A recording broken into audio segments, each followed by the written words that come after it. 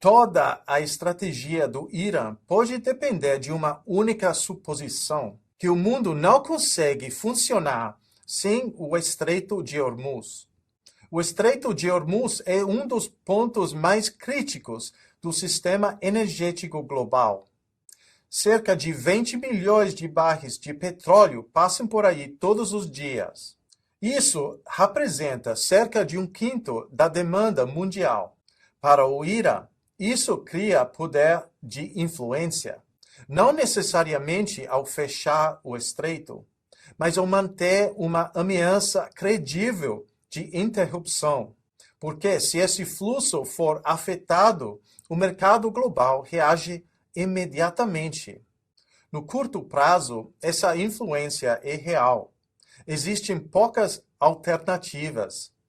As cadeias de abastecimento são muito ajustadas e os mercados são extremamente sensíveis a qualquer interrupção. Por isso, essa suposição funciona, por enquanto. Mas toda essa estratégia depende de algo mais profundo, que a demanda global por petróleo é fixa. E isso não pode ser totalmente a verdade. No curto prazo, uma parte importante da demanda é comportamental. Pequenas mudanças, feitas por milhões de pessoas, podem ter um grande impacto. Reduzir a velocidade ao dirigir, acelerar de forma mais suave, manter os pneus calibrados, reduzir o uso não essencial de combustível. Isso também inclui atividades de grande escala que consomem muito combustível, como viagens internacionais, grandes eventos esportivos e o automobilismo. Eventos, por exemplo, como a Fórmula 1 ou até o Copa do Mundo dependem de uma enorme logística global. Em um cenário de oferta limitada, este tipo de atividade é, no fim, opcional. Usar menos energia no dia a dia também faz diferença.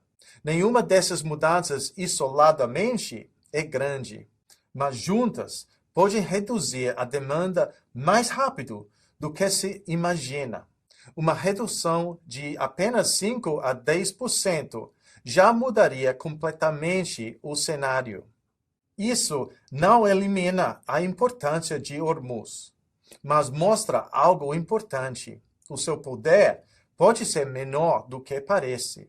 Se a demanda se ajustar, mesmo que parcialmente, o equilíbrio muda e, com o tempo, essa mudança pode se tornar estrutural.